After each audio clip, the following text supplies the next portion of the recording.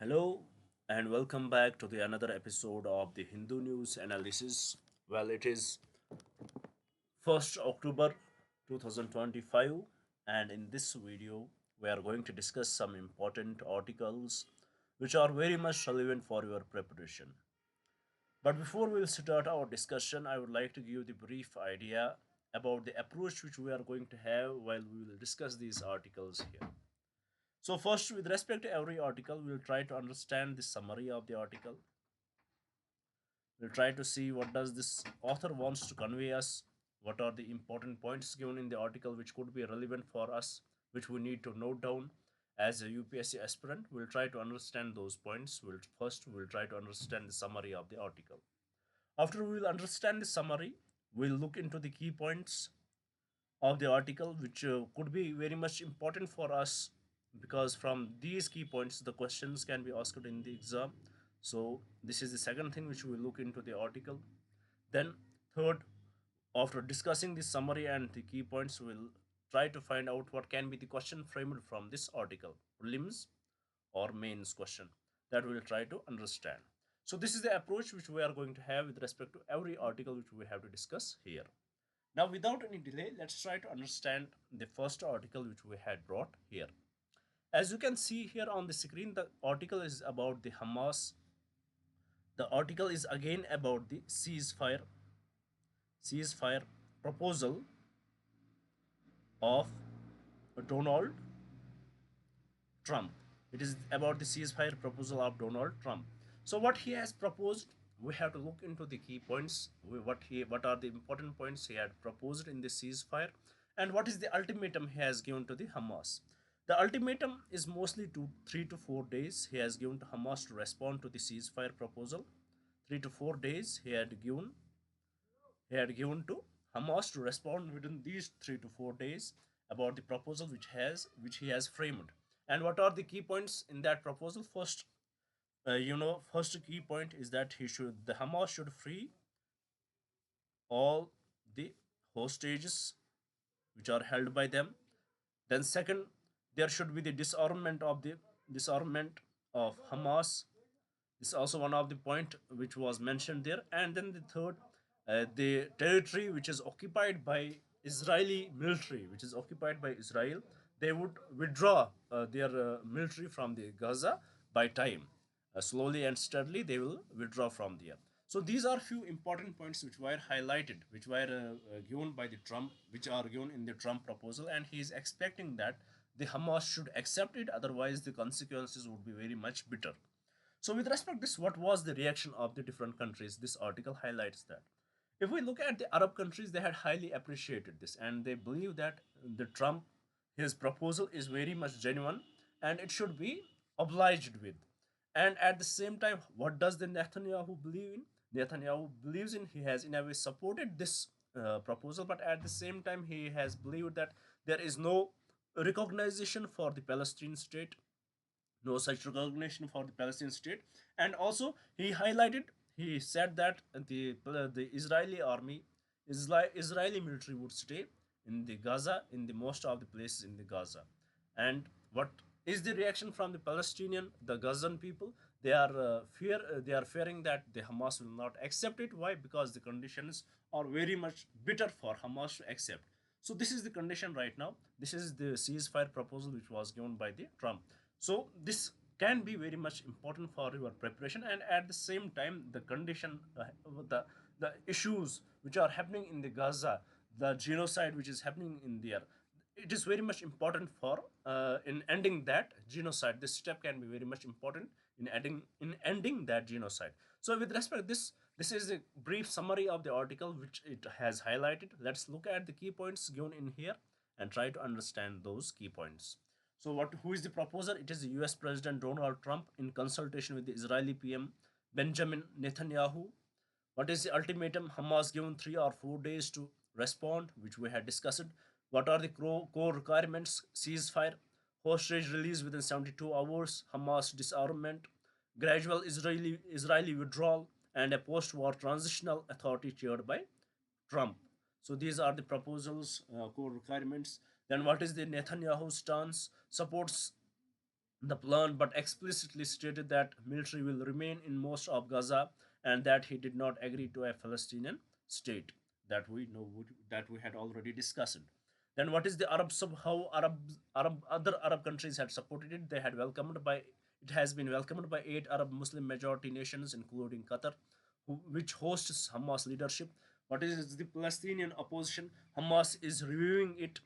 They had not answered it yet. They are reviewing it. But Islamic Jihad outfit, which is the offshoot of Hamas, it has rejected it. Gaza residents were skeptical, fearing it would prolong the conflict. And we know the context. It is post October 7, 2023 attack. So with respect to this, I hope you had understood the article here. We are discussing this since long. We are discussing articles related to Gaza since long.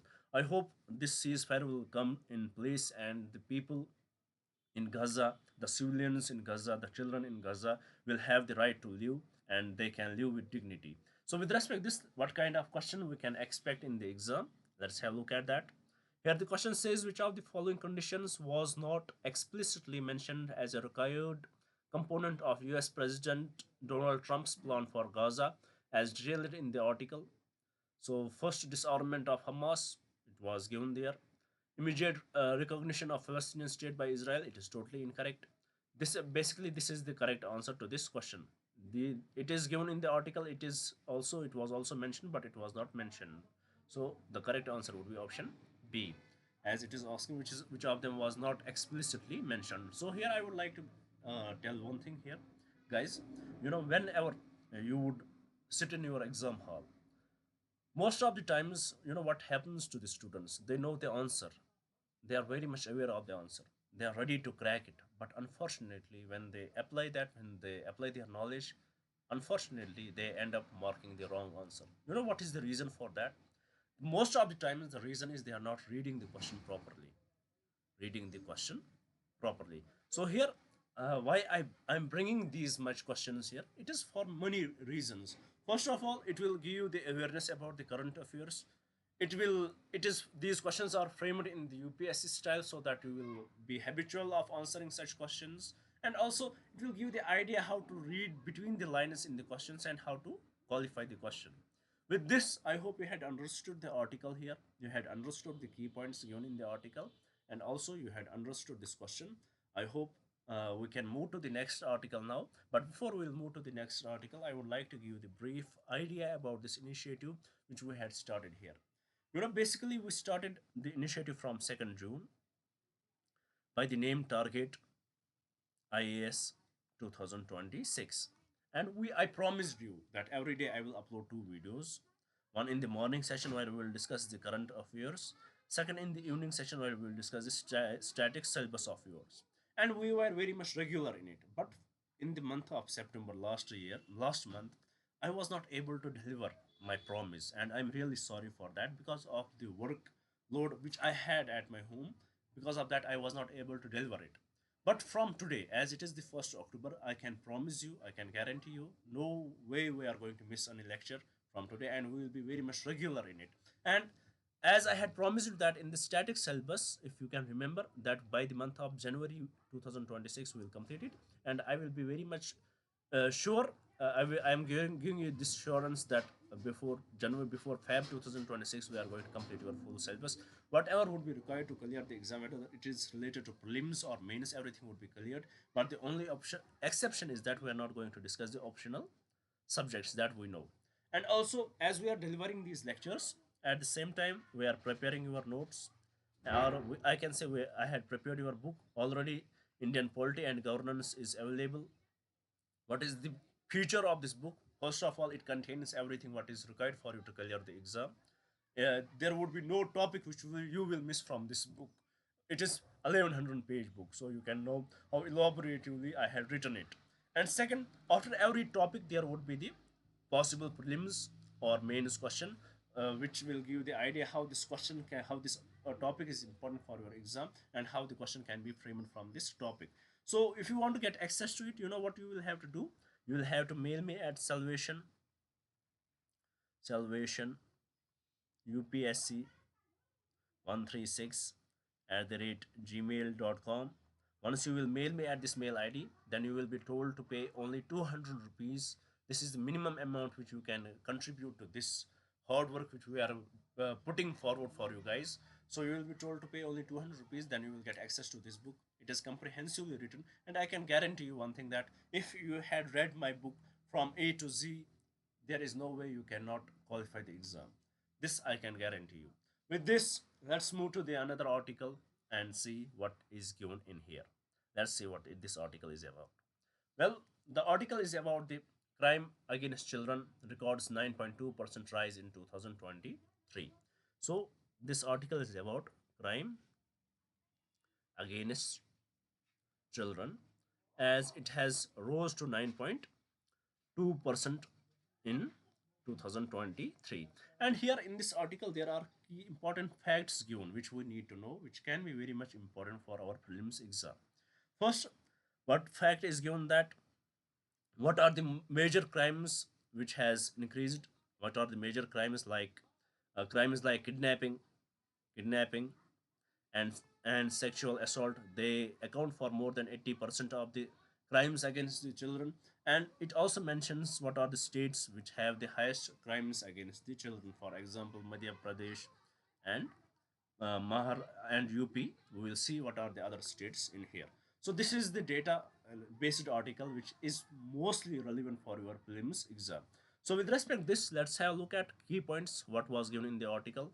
First, it talks about the total cases in 2023. It accounts for 1,77,335 cases registered. These are the registered cases. Increase from 2022, it is 9.2% has increased. Crime rate, it is 39.9% per 1 lakh child population.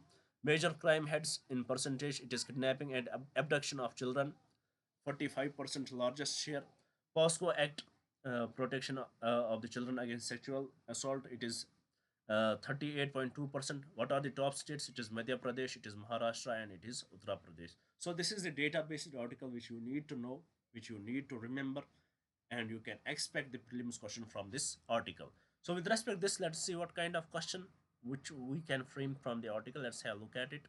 Here the question says, according to the National Crime Records Bureau report for 2023 on crime against children, which two crime heads collectively accounts for over 80% of the total registered cases. Is it murder and assault on children? No. Is it protection of children from sexual offences act and child labor? No. Is it kidnapping and abduction of children and protection of children from sexual offences act? This is 100% correct answer. So with respect to this question, the correct option is option C. With this, let's move to the another article and let's have a look at what it is about. Well, the article is about the woman in healthcare sector.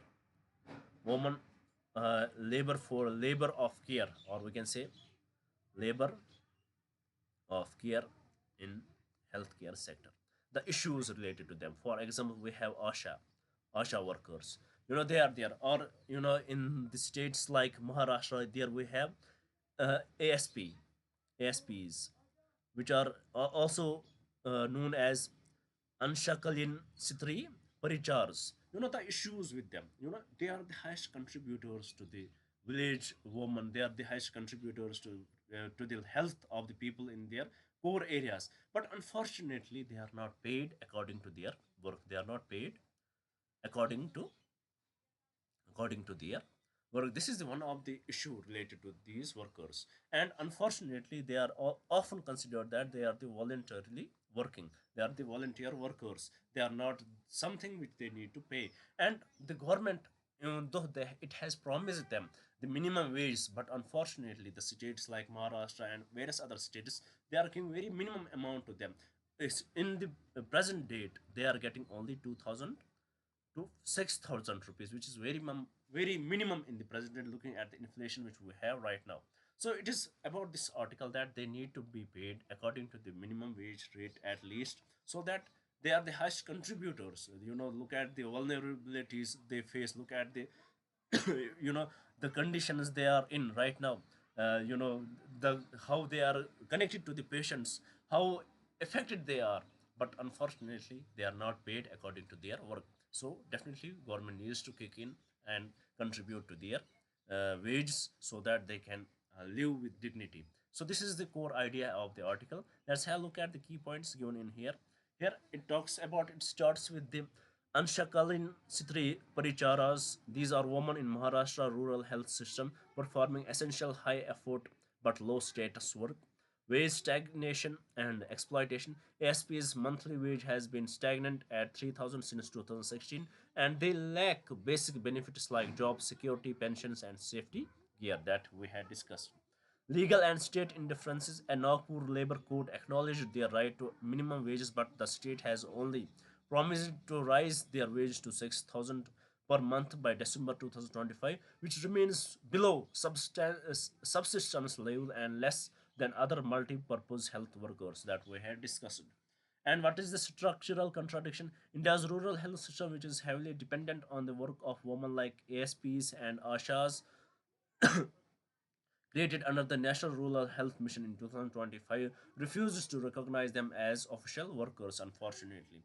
Ashas face a similar situation, officially classified as volunteers and compensated only through often delayed incentives, leading to repeated agitations for fixed honoraria and government staff recognition.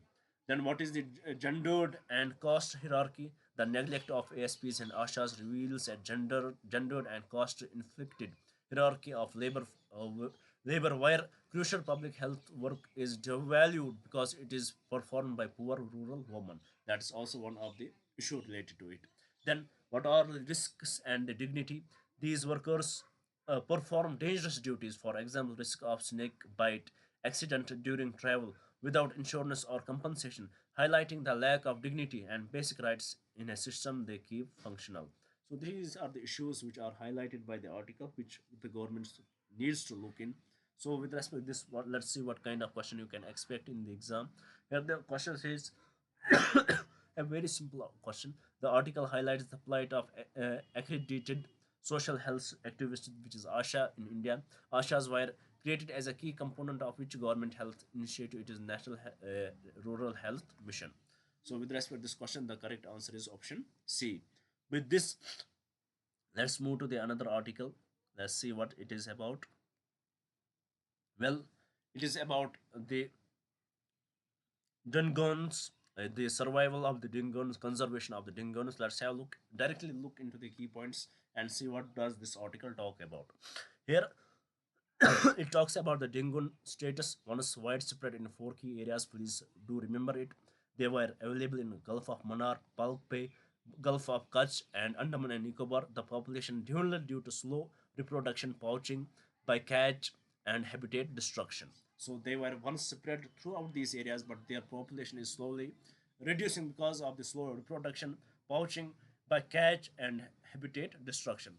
Then there came in the Park Bay Reserve 2022, the establishment of the Dingon Conservation Reserve in Park Bay, Tamil Nadu, is the key success story, protecting 1,200 plus hectares of seagrass meadows, the Dingon's primary food source. So then came the step, the government came up, Tamil Nadu government came up with the step to conserve these Dingons with the program Dingon Conservation Reserve in Park Bay, where they had, protected 12,000 hectares of seagrass meadows, which is the primary food source of the Dingons.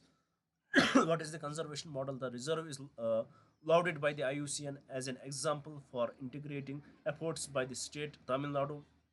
Then the wildlife India, India's wildlife firm and local fishing communities to mitigate by catch and poaching. Positive results.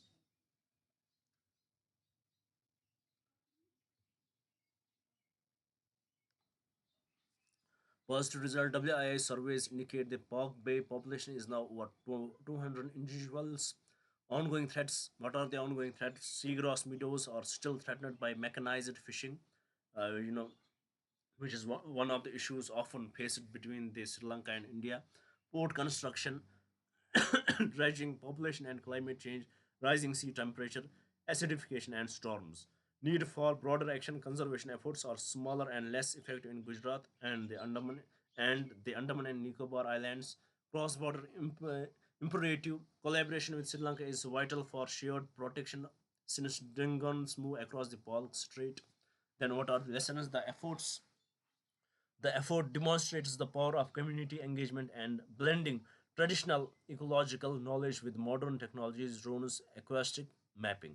So it basically talks about how these dingoes once were widespread, but unfortunately, its population declined due to slow reproduction, poaching, and catching, mechanized bottom trawling, which is often an issue between India and Sri Lanka. But the government came in, the various organizations came in, they decided that we need to preserve them, we need to conserve them, and they successfully did it by protecting 12,000 plus hectares of seagrass meadows, which eventually led to the increase in the population of the dingoes. So this is the article what it talks about basically.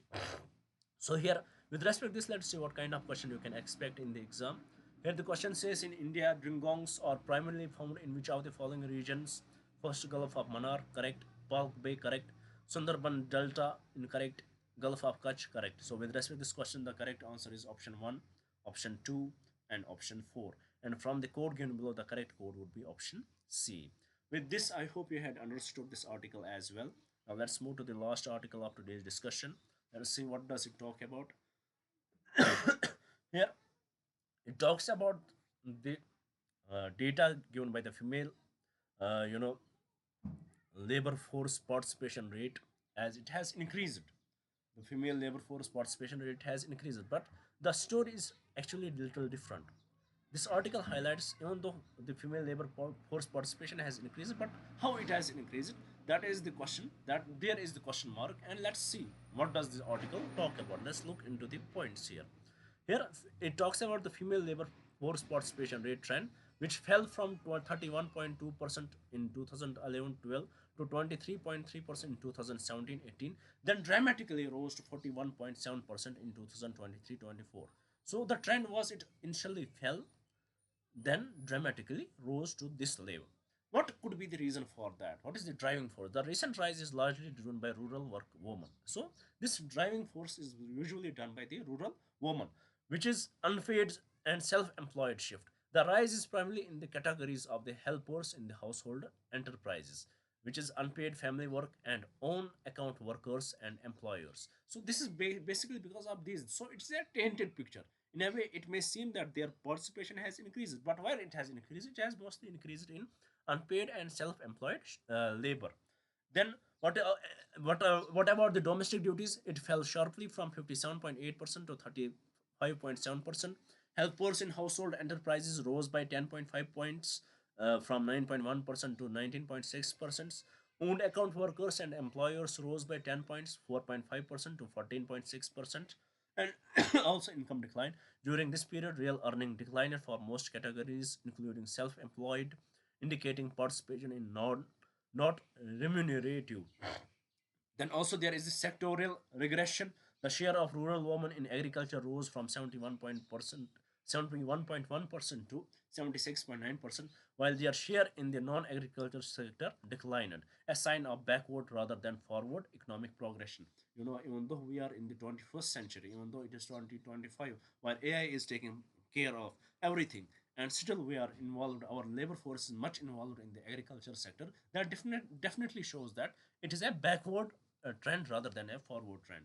Then about what it further talks about, the vulnerability. The pattern signals deeper labor market vulnerabilities and distress led work entry, not dynamism or secure employment expansion. So definitely it is a, in a way, tainted picture which we are getting from the female labor force participation rate. With respect to this, what kind of question we can expect from the article in the exam? Here the question says, in the context of India's labor market statistics, a significant portion of the recent rise in the female labor force participation rate for rural women is accounted for by an increase in which category of work? Is a regular salaried employees? No. Casual workers in non-agricultural sector? No. Own account worker? That is 100% correct. So with respect to this question, the correct statement is option C. With this, we had completed our today's discussion. I hope you would have liked the video. I hope you would share it with your friends so that they may also get benefited from this initiative. And I hope you would subscribe the channel. Thank you for staying with me. Thank you very much and have a nice day.